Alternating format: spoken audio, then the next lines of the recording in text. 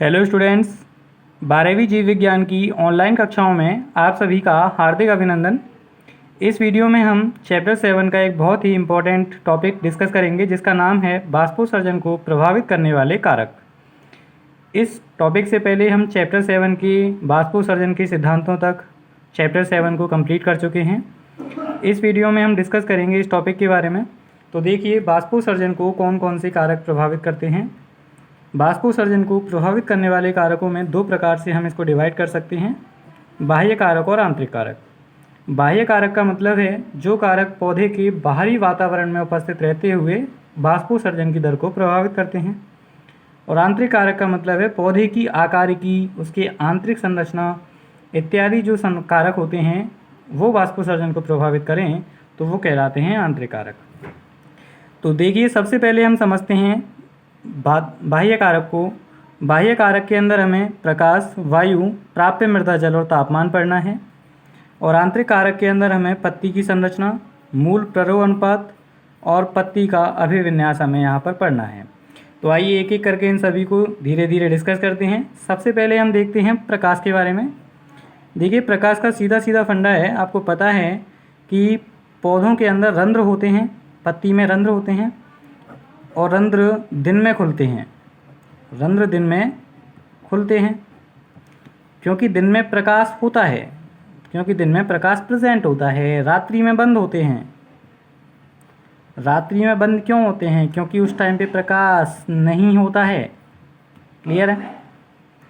तो प्रकाश की उपस्थिति में तो रंध्र खुले रहेंगे और प्रकाश की अनुपस्थिति में रंध्र बंद हो जाते हैं। और जब रंध्र खुले होते हैं तो बाष्पोत्सर्जन की क्रिया होती है, अन्यथा बाष्पोत्सर्जन की क्रिया नहीं होगी। तो रंध्रों का खुला होना जरूरी है। तो प्रकाश की उपस्थिति रंध्रों को खोलने के लिए जिम्मेदार होती है। तो हम कह सकते हैं कि प्रकाश की उपस्थिति में रंध्र खुले रहते हैं और बाष्पोत्सर्जन की दर बढ़ती है। प्रकाश की अनुपस्थिति में रंध्र बंद हो जाते हैं और बाष्पोत्सर्जन की दर कम हो जाती है या फिर बंद हो जाती है। इसके बाद में सेकंड टॉपिक आता है वायु। वायु को आप समझिए कि वायु किस प्रकार से कारक का कार्य करती है। एक एक टॉपिक को आपको यहाँ पर समझना है। देखिए बच्चों, मैं यहाँ पर एक छोटी सी प्यारी सी पत्ती बना रहा हूँ। ठीक है, ये कोई पत्ती है। मान लेते हैं इस पत्ती पर जगह जगह क्या है? रंध्र हैं। इन रंध्रों से क्या निकलेंगी बच्चों? पानी की बूंदें निकलेंगी। ठीक है, अब मान लीजिए हवा बहुत तेज चल रही है। कैसी हवा चल रही है? तेज हवा। यदि हवा तेज है तो पत्ती पर रंध्रों से निकलने वाली पानी की बूंद को उड़ा करके ले जाएगी। और मान लो इस जगह से पानी की बूंद उड़ी तो ये जगह खाली हो गई, यानी कि इस जगह दोबारा से यहाँ से पानी निकलेगा। फिर हवा आएगी, फिर उसको बहा करके ले जाएगी। यदि हवा तेज चल रही है तो ये काम तेजी से होगा, हवा धीमी है तो ये काम धीमा होगा। तो हम कह सकते हैं तीव्र वायु की उपस्थिति में बाष्पोत्सर्जन की दर बढ़ जाती है और धीमी वायु की उपस्थिति में बाष्पोत्सर्जन की दर कम होती है। रीज़न आपको यहाँ पर पता चल गया होगा कि तेज हवा के साथ में बाष्पोत्सर्जन की दर क्यों बढ़ती है। क्योंकि स्टूडेंट्स, मान लीजिए ये एक रंध्र है, ये एक रंध्र की संरचना है। साइड से हम सामने से इसको देख रहे हैं। तो इस रंध्र की संरचना में से यहाँ से जल की एक बूंद आई। ठीक है, ये क्या है? जल की बूंद है जो बाहर निकली। हवा आई और हवा इसको उड़ा करके यहाँ ले गई। तो ये जगह कैसी हो गई? खाली हो गई ना।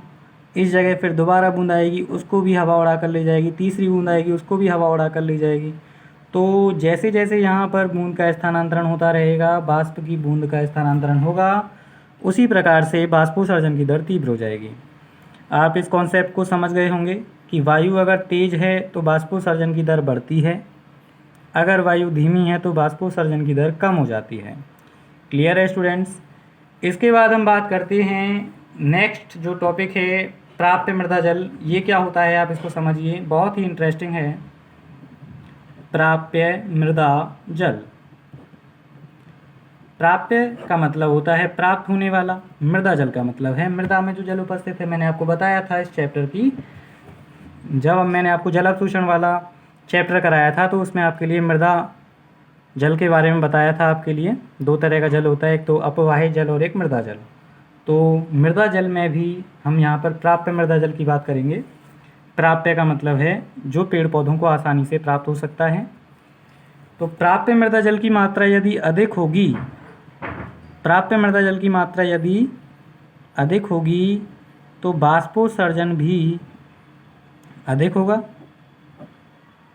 इंक्रीज हो जाएगा, अधिक होगा, है ना। और यदि प्राप्य मृदा जल की मात्रा कम हो जाती है तो बाष्पोत्सर्जन की दर क्या हो जाएगी, डाउन हो जाएगी, कम हो जाएगी। बात क्लियर है बच्चों। प्राप्य मृदा जल क्या होता है? मृदा में उपस्थित वह जल जो पौधों को आसानी से प्राप्त होता है वो प्राप्य मृदा जल कहलाता है।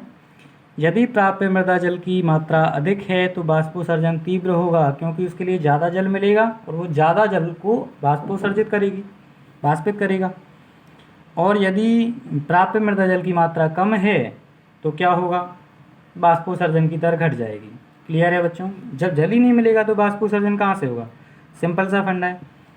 फिर आता है आपका नेक्स्ट टॉपिक है बाह्य कारकों में तापमान। तापमान का सिंपल सा फंडा है, अगर तापमान बढ़ता है तो बाष्पोत्सर्जन बढ़ेगा, अगर तापमान कम होता है तो बाष्पोत्सर्जन कम हो जाएगा। ये सिंपल सा फंडा है। अब एक छोटा सा डाउट इसमें आ जाता है, वो आप समझिए कि जब तापमान बढ़ता है तो वायुमंडल में क्या होता है, आपेक्षिक आर्द्रता घट जाती है। आपेक्षिक आर्द्रता का मतलब है नमी घट जाती है। उस नमी को पुनः कायम, दोबारा से कायम करने के लिए पौधों से बाष्पोत्सर्जन तेज़ी से होने लगता है। तो हम कह सकते हैं जब टेम्परेचर बढ़ता है तो बाष्पोत्सर्जन की दर भी बढ़ जाती है। यहाँ पर आपकी ये बात क्लियर हो चुकी है। इसके बाद में हम बात करते हैं आंतरिक कारकों के बारे में। आइए देखते हैं कौन कौन से आंतरिक कारक पढ़ने हैं। पत्ती की संरचना, मूल प्ररोह अनुपात और पत्ती का अभिविन्यास, ये 3 टॉपिक्स हमें आंतरिक संरचना में पढ़ने हैं। यहाँ से बच्चों क्वेश्चन एग्जाम में आ सकता है, 1 नंबर का क्वेश्चन किसी भी परिभाषा में आपसे पूछ सकता है। तो ये तीनों बातें आपको बहुत अच्छी तरह से समझनी है। आइए देखते हैं। देखो बच्चों, पहला टॉपिक है पत्ती की आंतरिक संरचना। पत्ती की आंतरिक संरचना में आपको यहाँ पर कुछ पॉइंट्स पर फोकस करना है। पॉइंट्स कौन कौन से हैं आप समझिए। सबसे पहला पॉइंट है क्यूटिकल, जिसे हम कहते हैं उपचर्म या उपत्वचा, उपचर्म या उपत्वचा कहते हैं। दूसरा इसका पॉइंट रहेगा निमग्न रंध्र, निमग्न रंध्र यानी कि धसे हुए रंध्र।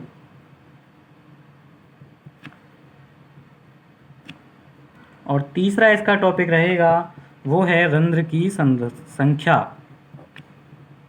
रंध्र की संख्या, या इसे हम रंध्र आवृत्ति भी कहते हैं, इसे हम रंध्र आवृत्ति भी कहते हैं। देखिए ये क्या होते हैं, तीनों पॉइंट्स आपको पत्ती की आंतरिक संरचना में समझने हैं। आपको पता है कि भाई रेगिस्तानी जो पौधे होते हैं, मरुस्थलीय आवास में पाए जाने वाले जो पौधे होते हैं, उनकी जो सतह होती है, बाह्य त्वचा होती है, उस पर क्यूटिकल की एक परत होती है, आप जानते हो ना। और क्यूटिकल की जो परत होती है वो अपारगम्य होती है, और अपारगम्य होने के कारण ये जल को बाहर निकलने नहीं देती है। और इसके द्वारा होने वाला जो बाष्पोत्सर्जन है वो भी मैंने आपके लिए बताया था, वो बहुत कम होता है। तो उपत्वचा का होना बाष्पोत्सर्जन की दर को कम करता है। भाई सामान्य स्थिति के बराबर तो बाष्पोत्सर्जन नहीं होगा, नॉर्मल सी बात है, कम होगा। तो उपत्वचा की उपस्थिति या क्यूटिकल की उपस्थिति का होना अपारगम्यता बढ़ाता है, जिसकी वजह से बाष्पोत्सर्जन कम हो जाता है, यानी कि बाष्पोत्सर्जन डाउन हो जाएगा। आप ये ऐसे समझिए। निमग्न रंध्र का मतलब होता है धसे हुए रंध्र। आप एक स्थिति पर विचार कीजिए, ये कोई सतह है, इस पर यहाँ पर कोई छेद है यानी कि रंध्र है, यहाँ से पानी बिल्कुल सीधे निकल जाएगा। लेकिन अगर मैं ऐसा करूँ भाई रंध्र यहाँ है इस तरह से, तो पानी की बूंद निकलेगी ज़रूर, लेकिन इस गड्ढे से के अंदर, गर्त के अंदर फंसी रह जाएगी, वो बाहर नहीं निकल पाएगी। तो बाहर निकलने के चांस उसके कम रहते हैं। तो अधिक तीव्रता होगी जब रंध्र सतह पर हो, लेकिन रंध्र यदि धसे हुए हैं, ये भी मरुस्थलीय पौधों का एक लक्षण है। इनमें रंध्र धसे हुए होते हैं, अंदर की तरफ गर्त में पाए जाते हैं, जिसकी वजह से बाष्पोत्सर्जन दर कम हो जाती है। ये मरुस्थलीय पौधों का एक अनुकूलन भी है कि इनके अंदर उपत्वचा पाई जाती है और रंध्र इनके धसे हुए होते हैं। रंध्र धसे हुए होने का कारण होता है कि इनके अंदर कम से कम बाष्पोत्सर्जन हो, क्योंकि रेगिस्तान में पानी की कमी होती है। पेड़ यदि ज़्यादा बाष्पोत्सर्जन करेंगे तो उनके मरने की या मृत होने की संभावना ज़्यादा रहेगी, इसलिए उनमें धसे हुए रंध्र पाए जाते हैं। उनको जीवित रखने के लिए वातावरण के अनुसार। फिर एक इम्पॉर्टेंट पॉइंट आता है इसका, रंध्र की संख्या है, रंध्र की आवृत्ति। इसे आप समझिए, इसे मैं कह सकता हूँ प्रति इकाई क्षेत्र में रंध्रों की संख्या, प्रति इकाई क्षेत्र में रंध्रों की संख्या। आप इससे क्या समझते हैं? मान लीजिए हमारे पास में इतना बड़ा कोई क्षेत्र ले रखा है हमने, यदि इसमें रंध्रों की संख्या 100 है और एक दूसरा क्षेत्र हम ले लेते हैं इतना ही बड़ा, सेम क्षेत्र है भाई साहब, दोनों बिल्कुल सेम है, इसके अंदर हमने 10,000 रंध्र वाला क्षेत्र लिया है, तो आप समझिए कि 100 रंध्र यदि हैं तो बाष्पोत्सर्जन 100 रंध्रों के बराबर ही होगा। लेकिन यदि रंध्रों की संख्या 10,000 है तो 100 गुना ज़्यादा बाष्पोत्सर्जन होगा। तो रंध्रों की संख्या बाष्पोत्सर्जन की दर को बढ़ा देती है। प्रति इकाई क्षेत्रफल में यदि रंध्रों की संख्या अत्यधिक है तो क्या होगा? बाष्पोत्सर्जन दर बढ़ जाएगी, यदि संख्या कम है तो बाष्पोत्सर्जन दर घट जाएगी। इससे आप आसानी से समझ सकते हो। इसके बाद में चलिए हम बात कर लेते हैं सेकंड पॉइंट की, जो है मूल प्ररोह अनुपात। बहुत इंटरेस्टिंग और बहुत इम्पॉर्टेंट टॉपिक है। इसे हम रूट शूट रेशो कहते हैं। तो देखिए रूट शूट रेशो क्या होता है? सिंपल सा फंडा है अपने पास में पौधे में, भाई दो ही चीज़ें होती हैं, एक तो मूल होती है और एक प्ररोह होता है। सबसे निचला भाग मूल होती है और सबसे ऊपरी भाग जो होता है, कोमल पत्तियां जो होती हैं, वो प्ररोह कहलाती हैं। तो आप एक बात समझिए, यदि मैं यहाँ पर 100 ml जल इसको उपलब्ध करवाता हूँ तो जड़ें 100 ml जल को अवशोषित करेंगी और इसका 99% भाग यानी कि लगभग 90 से 99% जल को ये क्या कर देंगी? वाष्पित कर देंगी। क्लियर सी बात है। यही तो हमने चैप्टर के स्टार्टिंग में पढ़ा था कि पौधे जो होते हैं जितना जल अवशोषित करते हैं उसका 99% भाग वो क्या कर देते हैं? वाष्पित कर देते हैं और 1% का वो उपयोग करते हैं। यही तो फंडा होता है। अब आप एक बात समझिए, मैंने इसको 100 ml जल दिया था, अगर मैं इसको 10,000 ml जल देता हूँ, यानी कि ये 10,000 ml जल का अवशोषण करता है, तो भी तो 99% ही जाएगा। इसका मतलब भाई पहले तो आपका 99 ml जल का अवशोषण हो रहा था और अब आपका कितना हो रहा है? लगभग इतना। क्लियर है ना? तो 99% जल का क्या हो जाएगा? बाष्पीकरण हो जाएगा। क्लियर बात है ना बच्चों? बिल्कुल। तो इससे आप समझ गए होंगे कि मूल द्वारा अवशोषित किए गए जल का तथा प्ररोह द्वारा वाष्पित किए गए जल का जो अनुपात होता है उसे हम कहते हैं मूल प्ररोह अनुपात। इसे हम ऐसे लिख सकते हैं, मूल द्वारा अवशोषित जल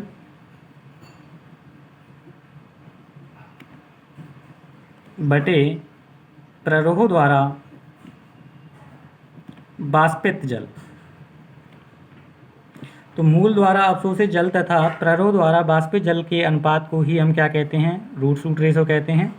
यदि इसका मान धनात्मक होता है तो वाष्पोत्सर्जन दर बढ़ेगी, यदि इसका मान नेगेटिव आता है या 0 से कम आता है तो वाष्पोत्सर्जन दर कम हो जाएगी, घट जाएगी। आप ये सिंपल सा फंडा आप याद रखें। क्लियर है ना? एक बार दोबारा सुने। जड़ों द्वारा अवशोषित जल की मात्रा तथा प्ररोह द्वारा वाष्पित जल की मात्रा के अनुपात को हम मूल प्ररोह अनुपात, रूट शूट रेशो कहते हैं। यदि इसका मान धनात्मक आता है यानी कि 0 से प्लस में आता है तो वाष्पोत्सर्जन की दर बढ़ती है, यदि 0 से माइनस में इसका मान आता है तो वाष्पोत्सर्जन की दर घटती है। आई होप आपका ये टॉपिक क्लियर हो गया होगा। इसके बाद में एक और पॉइंट है आंतरिक कारकों में, जो कि है पत्ती का अभिविन्यास। पत्ती का अभिविन्यास समझें इसको। पत्ती के अभिविन्यास से क्या मतलब है? देखिए स्टूडेंट्स, हम यहाँ पर, ये है सन है, कौन? सूरज, सूर्य देवता हैं। तो सूर्य से जो प्रकाश आ रहा है, मान लेते हैं वो इस तरह से किरणें प्रकाश की आ रही हैं, ठीक है। यदि किसी पौधे की जो पत्ती है वो इस तरह से है, यानी कि कोण बन रहा है 90 डिग्री का।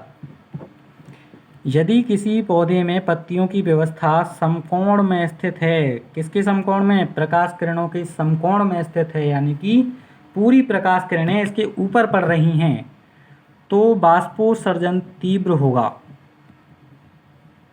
तो बाष्पोत्सर्जन या बाष्पीकरण की जो प्रक्रिया है वो तीव्र होगी, क्योंकि भाई ज़्यादा प्रकाश और ज़्यादा टेम्परेचर इसको मिलेगा, जिसकी वजह से क्या होगा, बाष्पोत्सर्जन तीव्र हो जाएगा। दूसरी स्थिति अब आती है बच्चों कि ये जो पत्ती है ये इस तरह से व्यवस्थित है, यानी कि समांतर व्यवस्थित है। और समांतर यदि व्यवस्थित है तो क्या होगा, बाष्पोत्सर्जन घट जाएगा। बाष्पोत्सर्जन की जो दर है वो घट जाएगी। आप समझ गए होंगे भाई, समांतर है तो पत्ती की सतह पर प्रकाश कम से कम पड़ेगा, जिसकी वजह से बाष्पोत्सर्जन की दर घट जाएगी, और इस पर प्रकाश की अधिक मात्रा पड़ेगी, इसीलिए बाष्पोत्सर्जन की दर तीव्र हो जाएगी। तो पत्ती का अभिविन्यास का मतलब आप समझ गए होंगे। पत्ती की स्थिति होती है कि वो सूर्य की किरणों के अनुसार किस प्रकार से व्यवस्थित है। क्लियर है। इसके बाद में आते हैं बाष्पोत्सर्जन के कुछ महत्वों को आप जो मैं कह रहा हूँ सुनते जाइए। महत्व बहुत ही इम्पोर्टेंट है और बहुत ईजी हैं। सबसे पहला महत्व है इसका रसारोहण में, क्योंकि रसारोहण की जो क्रिया होती है उसमें बाष्पोत्सर्जन के द्वारा एक खिंचाव उत्पन्न होता है। आपने पढ़ा होगा ससंजन तनाव सिद्धांत, बाष्पोत्सर्जन खिंचाव सिद्धांत, जो डिक्सन और जॉली ने दिया था। तो उसमें बाष्पोत्सर्जन के द्वारा एक खिंचाव उत्पन्न होता है, जिसके कारण रसारोहण की क्रिया होती है। तो इसमें भी बाष्पोत्सर्जन का बहुत महत्व है। दूसरी क्रिया होती है खनिज लवणों का अवशोषण। खनिज लवणों का अवशोषण, तो खनिज लवणों का अवशोषण भी बाष्पोत्सर्जन पर ही डिपेंड करता है। बाष्पोत्सर्जन से पत्ती का तापमान कम रहता है, पौधे से अतिरिक्त जल का निष्कासन हो जाता है, यानी कि पौधे में ज़्यादा जल की मात्रा स्थायी नहीं रह पाती है। 1% वो यूज़ करता है, बाकी सारा का सारा वो निकाल देता है। ठीक है। इसके बाद में जो फल होते हैं उनमें जो मिठास होती है वो बच्चों कार्बोहाइड्रेट के कारण होती है। किसी भी फल में जो प्राकृतिक मिठास है वो कार्बोहाइड्रेट के कारण होगी। और जब बाष्पोत्सर्जन की दर तीव्र होती है तो फल के अंदर क्या होता है, शर्करा की वृद्धि हो जाती है और उसकी मिठास बढ़ जाती है। शर्करा की वृद्धि होने से क्या होता है, मिठास उसकी बढ़ जाती है। यहाँ तक का कॉन्सेप्ट अपना बाष्पोत्सर्जन का क्लियर होता है। इसके बाद में हमें नेक्स्ट टॉपिक क्लियर करना है। इस चैप्टर का लास्ट टॉपिक है जो है बिंदु स्राव और रसस्राव। इन दोनों टॉपिक्स को भी हम इसी वीडियो में कंप्लीट करेंगे। देखिए अब समझते हैं बिंदु स्राव। देखिए क्या होता है। देखिए बच्चों, बिंदु स्राव क्या होता है, बहुत ही इम्पोर्टेंट टॉपिक है। बिंदु स्राव बहुत ही सिंपल घटना है जो आपने कई बार देखी भी होगी। आपने कई बार देखा होगा कि कोई पत्ती है तो उस पत्ती के किनारों से कभी कभी आपने मान लो इस तरह से, ये इसकी मध्य सिरा है, ये इसकी अन्य सिराएं हैं, तो आपने कभी कभी इसके किनारों पर पानी की बूंदों को जमे हुए देखा होगा। तो ये जो पानी की बूंदें जमी हैं, ये बूंदों के रूप में ही तो पानी बाहर निकला है। स्राव का मतलब है बहना। तो पत्ती के अंदर से या पत्ती के किनारों से जल का बूंदों के रूप में बहना, बूंदों के रूप में निकलना क्या कहलाता है, बिंदु स्राव कहलाता है। ये क्या है, जल की बूंदें हैं। डायग्राम को देखकर आप समझ रहे होंगे।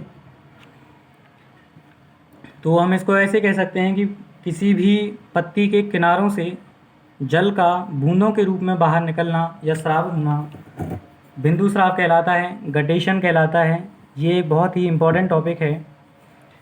इसकी जो खोज की थी, इसका अध्ययन किया था, वो बर्गर स्ट्रीन ने किया था। किसने किया था, बर्गर स्टीन ने किया था 1887 के अंदर।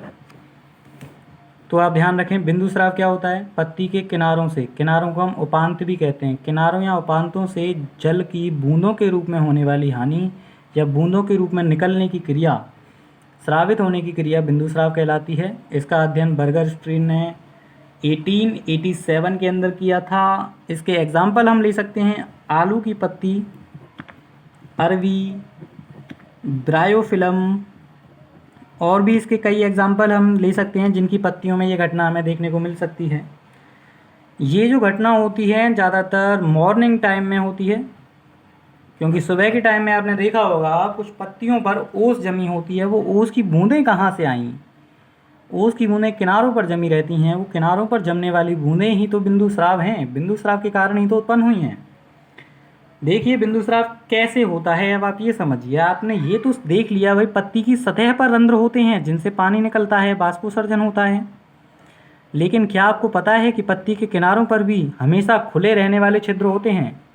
क्या होते हैं? हमेशा खुले रहने वाले छिद्र, जिन्हें हम कहते हैं जल रंध्र। क्या कहते हैं बच्चों? जल रंध्र कहते हैं।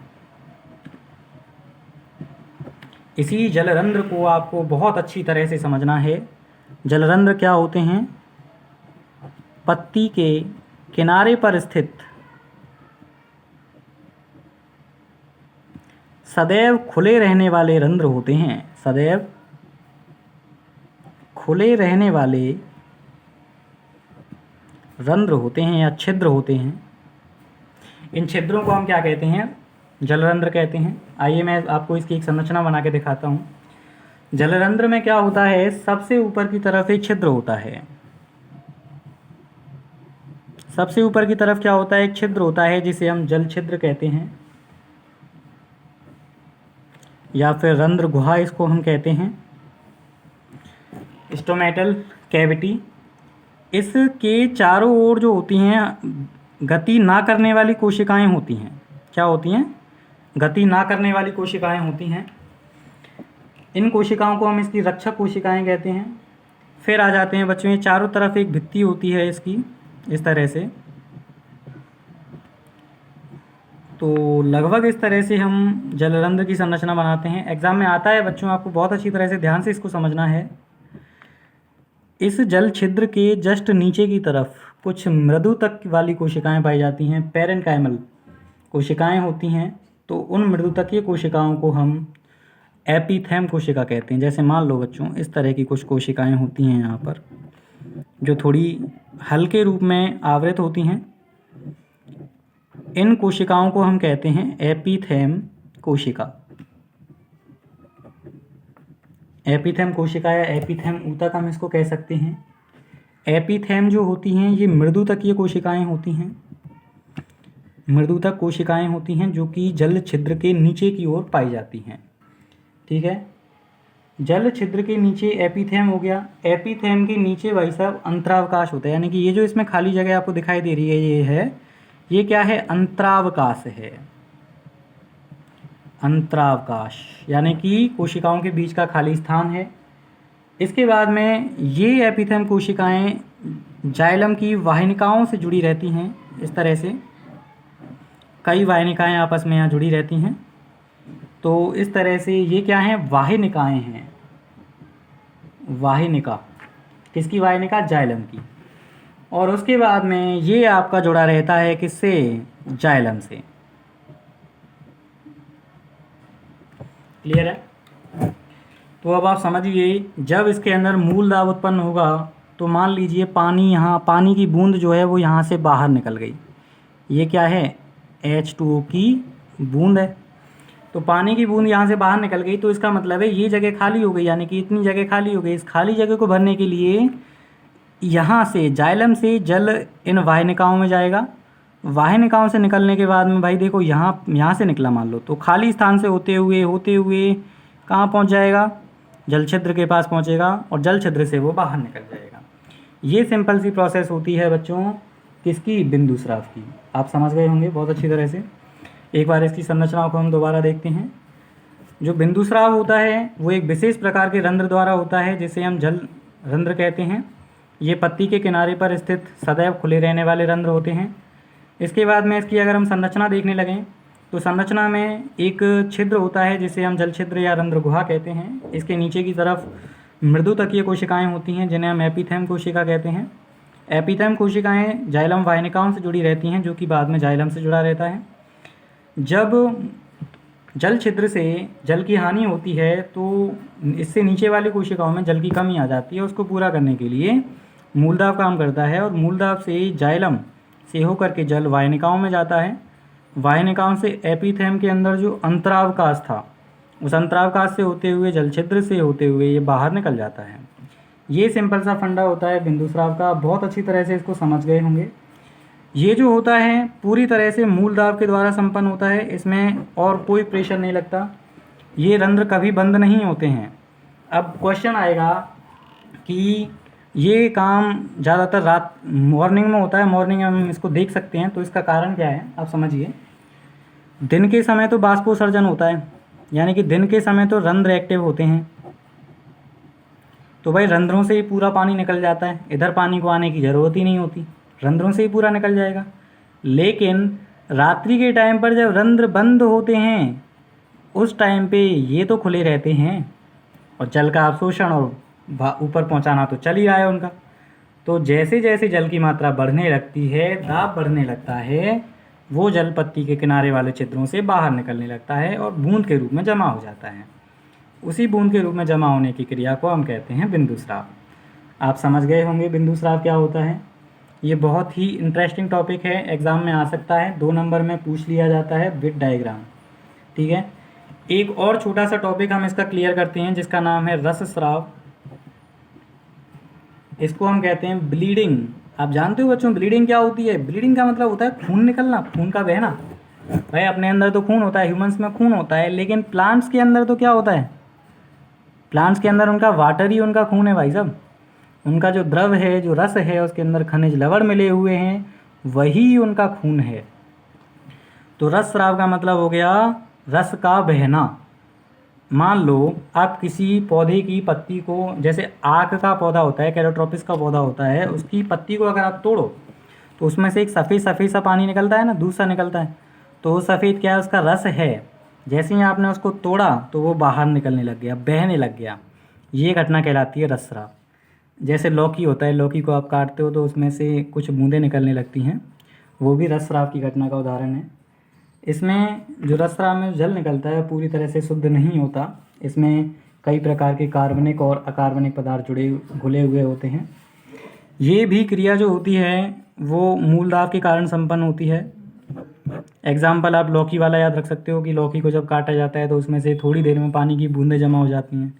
आग के पौधे की पत्ती को तोड़ा जाता है तो उसमें से सफ़ेद सफ़ेद दूध सा निकलने लगता है। तो ये किसी पौधे के किसी अंग को यदि काटा जाए, तोड़ा जाए या फिर अलग किया जाए तो उसमें से द्रव निकलता है, रस बाहर निकलता है, उसे हम कहते हैं रसस्राव। ठीक है स्टूडेंट्स, यहाँ पर आपका ये चैप्टर समाप्त होता है। जिन बच्चों ने चैप्टर 7 की पहली वीडियोस नहीं देखी हैं वो चैप्टर 7 की पहली वीडियोस देखें, उसके बाद में इसको कंप्लीट करें। इसके बाद में हम अगली वीडियो में मिलते हैं आपसे चैप्टर 8 के अंदर। चैप्टर 8 भी इस यूनिट का सबसे इम्पोर्टेंट चैप्टर है क्योंकि उस चैप्टर में से अधिकांश रूप से क्वेश्चन हर साल आता है और बहुत ही अच्छी तरह से 1 नंबर का क्वेश्चन वहाँ से पूछा जाता है, तो आप उसको बड़े इंटरेस्ट के साथ में पढ़ें। तो दोस्तों आप अपना 7 चैप्टर तक का कार्य कंप्लीट करें। इसके बाद मिलते हैं अगले एपिसोड में चैप्टर 8 के साथ। धन्यवाद।